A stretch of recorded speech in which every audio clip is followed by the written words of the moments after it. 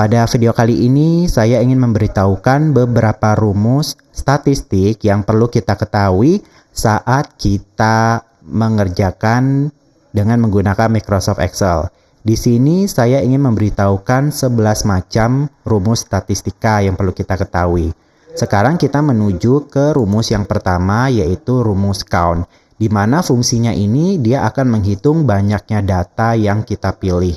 Sebagai contoh, di sini kita sudah punya tabel sederhana yang terdiri dari dua buah kolom, yaitu kolom nama siswa dan nilai. Kita ingin menghitung berapa banyaknya data yang ingin kita hitung dengan menggunakan rumus count atau konta ya. Nah, saya akan berikan perbedaan antara fungsi count ataupun konta.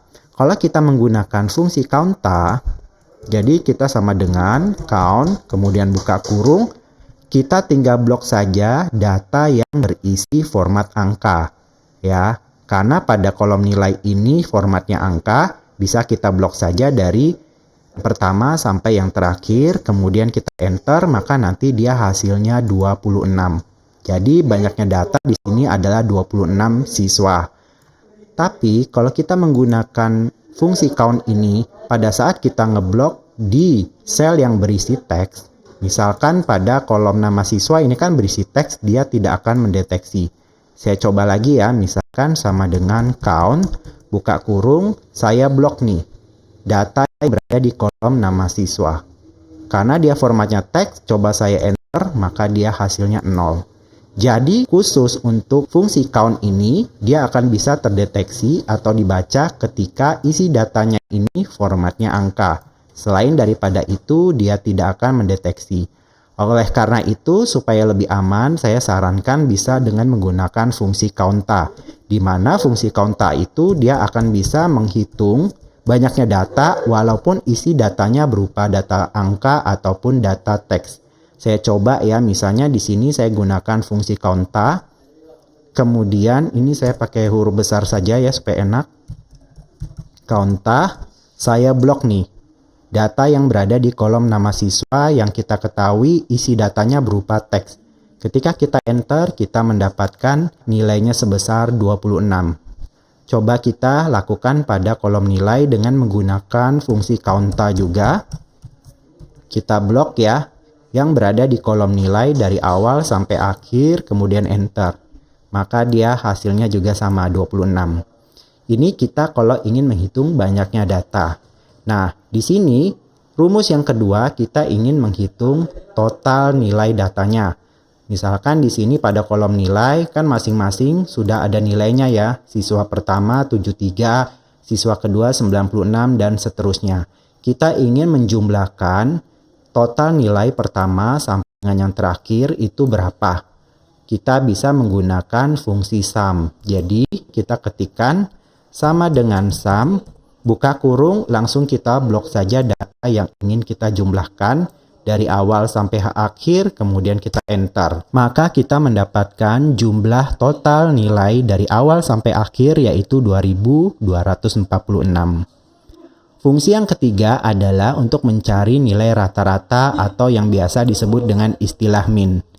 Kalau secara manual, biasanya apabila kita telah mendapatkan total data dan banyaknya data, rumusnya itu mudah, tinggal kita sama dengan total data dibagi dengan banyaknya data. Maka ketika kita enter, kita bisa mendapatkan nilai rata-rata keseluruhannya.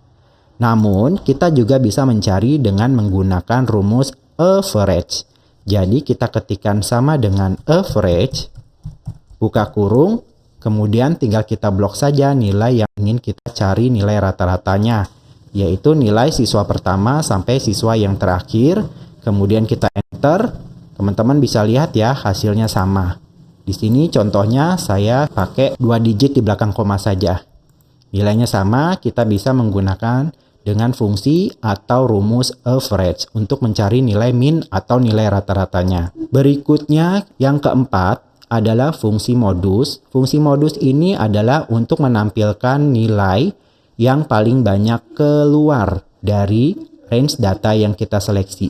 Misalnya dari range data ini ada beberapa angka yang sama misalnya. Nah, misalnya ada yang keluarnya sebanyak 3 kali dan itu yang paling banyak, maka nanti dia akan keluar di situ dengan menggunakan fungsi modus ya. Untuk mencari modus atau nilai yang sering banyak keluar, kita gunakan sama dengan mode. Nah, kita pilih mode, kemudian kita buka kurung, habis itu kita tinggal blok datanya dari awal sampai akhir, kemudian enter, maka kita mendapatkan ya nilai yang paling sering banyak keluar adalah nilai 96. Coba kita lihat di sini, 961, terus ada lagi 2, kemudian 3, di sini 4 ya. 96 4 kali keluar pada data ini. Kita coba pada data-data yang lain, angka-angka yang lain, apakah ada yang lebih dari 4? Misalnya kayak 79 ada 1, 2, 3. Dia hanya ada 3. Sedangkan 96 ada 4. Berarti dia akan menampilkan nilai yang paling banyak keluar berapa kali pada range data ini, yaitu nilai 96. Nah, berikutnya adalah fungsi median atau rumus median. Nah, fungsi median ini adalah untuk mencari ya, ketika range data ini kita urutkan dari nilai yang terkecil sampai nilai yang terbesar, dia akan mencari nilai tengahnya ya. Setelah diurutkan dari nilai terkecil sampai dengan nilai terbesar, nilai tengahnya itu berapa? Kita bisa menggunakan fungsi median. Jadi sama dengan kita ketikkan median, buka kurung, tinggal kita blok saja datanya, yaitu data awal sampai data yang terakhir, kemudian kita enter. Maka nilai tengahnya dari range data di kolom nilai ini adalah 87,5. Sekarang kita menuju ke fungsi yang keenam untuk melihat nilai terbesar dari range data yang kita pilih. Misalkan dari kolom nilai ini berapa nilai yang paling besar. Kita gunakan fungsi max. Jadi sama dengan max, buka kurung, langsung kita blok saja data yang ingin kita cari nilai terbesarnya, kemudian enter, maka kita mendapatkan nilai terbesarnya adalah 128. Coba kita lihat apakah ada angka yang lebih besar dari 128 pada range data ini. Saya rasa tidak ada ya, yang paling besar benar-benar 128. Nah, sebaliknya, pada fungsi yang ketujuh kita ingin melihat nilai yang paling kecil atau terkecil. Kita bisa menggunakan fungsi min. Jadi sama dengan min, kemudian buka kurung, kita tinggal blok saja datanya. Kemudian enter, maka dia akan menampilkan nilai yang paling kecil, yaitu 32. Di sini ada 32. Kita coba periksa apakah ada nilai yang lebih kecil dari 32. Ada 34 ya, tapi 34 tetap lebih besar. Tidak ada. Jadi kita ketahui bahwa nilai terkecil dari range data ini adalah 32. Sekarang kita menuju ke fungsi yang ke-8 adalah ingin menampilkan nilai terbesar tertentu. Jadi berbeda dengan fungsi max di mana dia akan otomatis mencari nilai yang paling terbesar. Sesuai dengan namanya, max berarti maksimal. Nah, kalau kita ingin mencari nilai terbesar, misalnya nilai terbesar kedua atau ranking 2-nya, kita bisa gunakan fungsi large. Jadi kita ketikkan sama dengan large, buka kurung, lalu kita blok dulu untuk array-nya, nilai pertama sampai nilai terakhir, kemudian kita pisahkan dengan titik koma atau koma, tergantung yang ada di panduan sini. Terus untuk K-nya, ada rankingnya mau berapa. Misalnya dari array data ini saya ingin menampilkan nilai terbesar kedua. Berarti saya ketikkan angka 2, tutup kurung, enter. Maka kita mendapatkan nilai terbesar kedua dari range data ini adalah 127. Seperti kita ketahui nilai yang paling besar 128. Berarti nilai terbesar keduanya 127. Sebaliknya kalau misalnya saya mau mencari nilai terbesar ketiga, berarti kita klik lagi, kita masuk mode edit dengan menekan F2 atau Fn F2 pada keyboard, kita ubah saja pada K-nya ini menjadi ketiga. Maka dia akan menampilkan nilai terbesar ranking ketiga pada range data ini yaitu sebesar 125. Pada fungsi ke-9 ini adalah kebalikan dari fungsi large, yaitu untuk mencari nilai terkecil tertentu. Sebagai contoh, dari range data ini saya ingin mencari nilai terkecil kedua. Berarti kita ketikkan sama dengan fungsi small. Jadi sama dengan small, kemudian buka kurung. Untuk array-nya tinggal kita blok data yang ingin kita cari dari awal sampai akhir. Pisahkan dengan koma atau titik koma. Untuk K-nya berarti kita ingin mencari nilai terkecil kedua. Kita ketikkan saja angka 2, tutup kurung, enter. Maka nilai terkecil kedua adalah 34 dari range data ini. Sekarang kita menuju ke fungsi yang ke-10, yaitu untuk mencari variasi. Adapun untuk mencari varians dari suatu data adalah untuk mencari jumlah kuadrat dari semua deviasi nilai-nilai tiap mahasiswa atau tiap siswa ini dibandingkan atau terhadap nilai rata-ratanya. Jadi kita bisa mendapatkan nilai simpangan bakunya ya gitu ya teman-teman. Untuk rumusnya itu sendiri adalah sama dengan kita ketikkan var atau var. Nah, di sini ada dua pilihan, var titik p atau populasi dan var titik s atau sampel. Yang membedakan populasi dan sampel, kalau populasi itu adalah data seluruh. Sebagai contoh, misalkan satu kelas ini terdiri dari 26 orang mahasiswa dan datanya kita punya 26, berarti seluruh. Kita pakai yang populasi, berarti var titik p.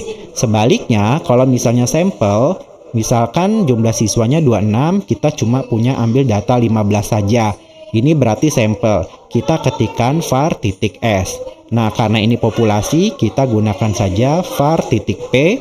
Kemudian buka kurung, langsung kita blok saja nilai data dari awal sampai akhir. Kemudian enter.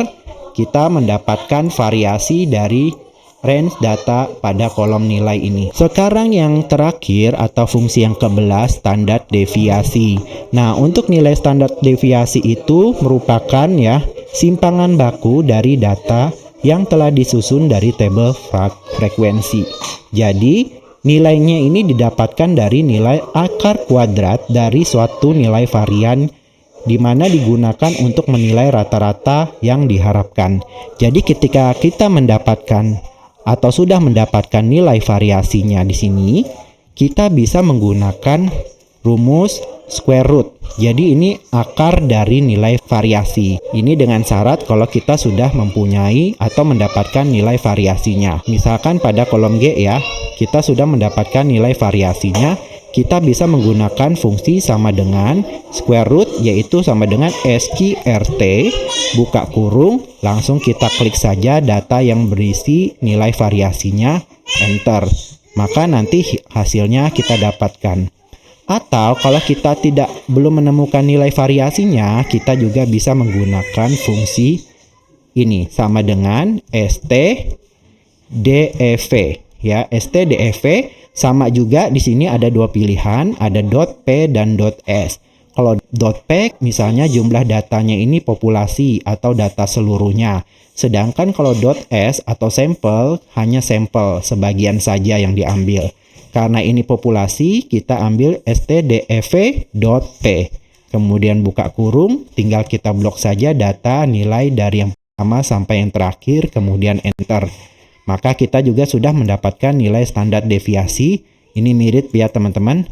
Coba misalnya saya kurangin jumlah digit di belakang komanya. Hasilnya sama ya teman-teman ya. Jadi seperti itu ya teman-teman ya, 11 fungsi atau rumus statistik yang perlu kita ketahui saat kita menggunakan Microsoft Excel. Terima kasih teman-teman sudah menonton video ini. Semoga apa yang disampaikan bermanfaat dan sampai jumpa lagi di video tutorial-tutorial mendatang di channel ini. Salam jumpa dan have a nice day. Bye.